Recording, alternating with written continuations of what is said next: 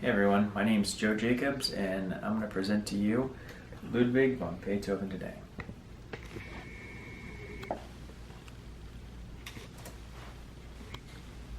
Beethoven was baptized on December 17, 1770 at Bonn. His family originated from Brabant in Belgium. His father was a musician at the court of Bonn, and with a definite weakness for alcohol, his mother was always described as a gentle, retiring woman with a warm heart. Beethoven referred to her at times as his best friend. The Beethoven family consisted of 7 children, but only 3 boys survived, of whom Ludwig was the eldest. At an early age, Beethoven took an interest in music, and his father taught him by day and by night, on returning trips from the house from music practice or to the tavern. Without a doubt, the child was gifted, and his father Johann envisioned creating a new Mozart. On March 26, 1778, at the age of 7.5, Ludwig von Beethoven gave his first public performance at Cologne. His father announced that he was 6 years old, and because of this, Beethoven always thought he was younger than he actually was. Soon, Ludwig learned new music, notably the organ, and composition by renowned musicians such as Gottlob Nife. Nife recognized how extraordinarily talented Beethoven was, and in 1782, before the age of 12, Beethoven published his first work, 9 variations of C minor for piano, on March by Ernest Christopher Dressler. The following year, in 1783, Nife wrote in the Magazine of Music about a student, saying, "If he continues like this, he will be without a doubt the new Mozart." In June 1784, on Nife's recommendation, Ludwig von Beethoven was appointed organist of the court of Maximilian Franz, the Elector of Cologne, at only age 14. Here, he also met a lot of people who were to remain his long friends for life. At home, little by little, Ludwig replaced his father, first of all financially because he was often under the influence of alcohol and was less and less capable of keeping up his role at the court. The young Beethoven felt responsible for his 2 younger brothers as well.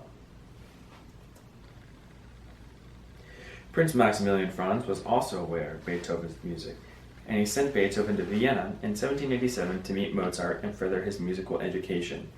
5 years later, in 1792, Ludwig von Beethoven went back to Vienna, benefiting from another grant for 2 years by the Prince Elector again to pursue his musical education. At Vienna, the young musician took lessons with many famous composers. He captured the attention of and astonished Vienna with his improvisations on piano.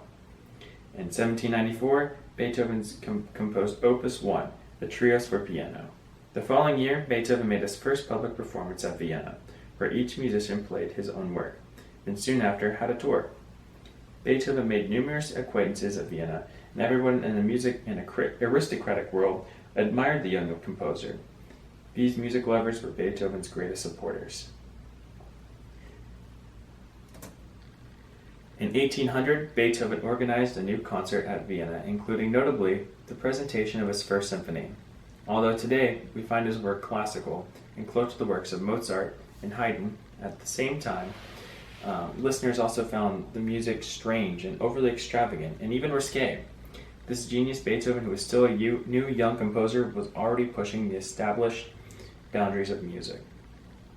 In 1801, Beethoven confessed to his friends he was afraid that he was slowly going deaf, and in 1802 he wrote a famous text expressing his disgust at the unfairness of life.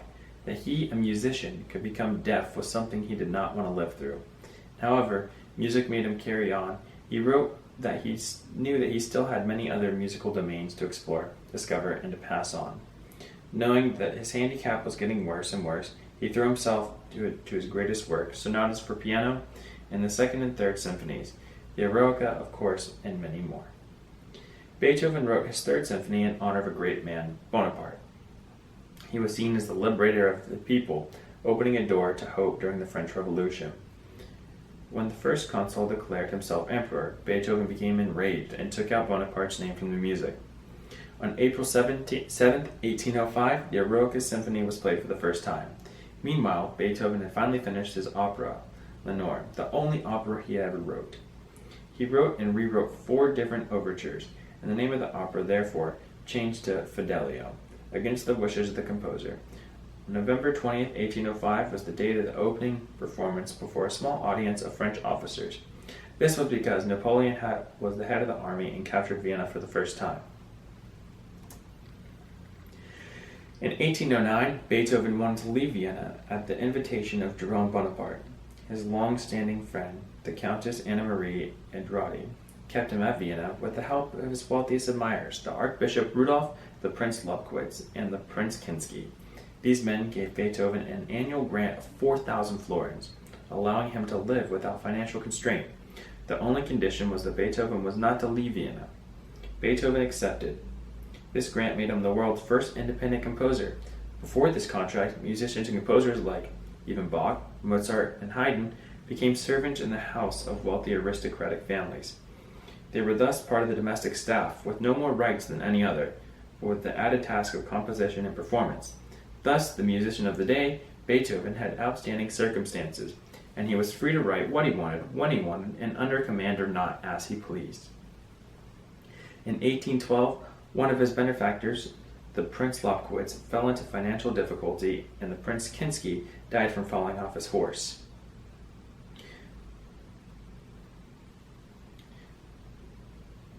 Kinsky's descendant decided to put an end to the financial obligations towards Beethoven, and thus started the composer's many attempts at saving his financial independence. The Academy of 1814 regrouped his work as well as the 7th and 8th symphonies. This was also the time of the rewriting of Lenore as Fidelio, Beethoven's only opera. This work eventually became successful with the public. On November 15, 1850, Caspar Karl, Beethoven's brother, died. He left behind his wife as well as a 9-year-old son, Karl. Here, Beethoven's life was to change dramatically. His brother had written that he wished Karl's guardianship of both his wife and his brother. Beethoven took this role very seriously, but the 45-year-old, who could no longer hear, found it very difficult to live with and understand a child. This cohabitation was the cause of a new trial of the mother and child and a generation of conflict and numerous struggles. In 1816, Karl's music teacher, one of Beethoven's former students, didn't find as much talent in the boy as Beethoven hoped he would possess. At this time, he ended his cycle of Lieder to the distant loved one and drafted the first theme for his Ninth Symphony. The Ninth Symphony, also considered one of Beethoven's most spectacular pieces, was practically finished in 1823. During this time, Beethoven was completely deaf and wrote this from what he could only hear in his own head. And on May 7, 1824 was the date of the first playing of the Ninth Symphony. And despite the musical difficulties and problems in the sung part, it was a success. Unfortunately, it was not a financially rewarding success. Then began the period of the last quartets of Beethoven music, which are still difficult even for today's audience, who knows how to interpret his other works. He then started to compose his 10th Symphony. In 1826, Beethoven caught a cold coming back from his brother's place. The illness complicated other health problems that Beethoven had suffered from all his life, and he passed away on March 26, 1827. In conclusion, there is no doubt that Beethoven was one of the most influential musicians of all time. His music is still being performed and listened to today, and will be for centuries to come. His success in music has definitely left a large impact on today's society, even and especially from the time period he lived in. I think Beethoven is certainly one of the most greatest composers of all time.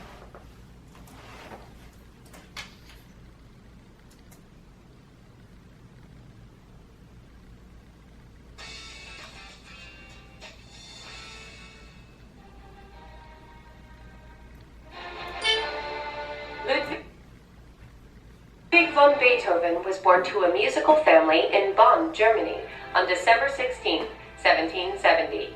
At the age of 7, he gave his first public piano performance. Beethoven's father wanted to make Beethoven into a child prodigy a la Mozart, but the whole child prodigy thing never really took off. In 1783, Beethoven published his first work, 9 Variations on a March by Dressler, and in the following years he continued to earn a living as a musician. Since his father was totally irresponsible and there were 2 younger brothers, Beethoven helped to support his family by giving music lessons and also by playing in the court orchestra. In 1792, Beethoven worked under Austrian composer Franz Joseph Haydn, and by the 1800s his compositions established him as Mozart's successor. When he was a young man of 25, 27 in the musical capital of Vienna, he had a blazing career as a pianist and also as a composer, and the two dovetailed because he wrote music for himself to play. Although losing his hearing, Beethoven created some of his greatest masterpieces from 1802 to 1814, including the Appassionata Sonata and his only opera, Fidelio. When Beethoven was in his mid-30s and discovered that he was losing his hearing, his musical style changed, and he wrote pieces that are often called his heroic works, like the Fifth Symphony and the Emperor Piano Concerto. Starting in 1815, Beethoven's personal life unraveled, and his work slowed tremendously. After the death of one of Beethoven's brothers, Beethoven succeeded in adopting his nephew, and there were tremendous court battles. All of this led to a less productive period in Beethoven's compositional output. By 1819, Beethoven was completely deaf, but his composing experienced a rebirth, marked by some of his most renowned works, including the Missa Solemnis and his Ninth Symphony. As the deafness increased to the point where he could no longer perform in public, he wrote pieces for a theoretical other, not for himself, and this was a big point of departure. He was writing for the future, and this had never happened before.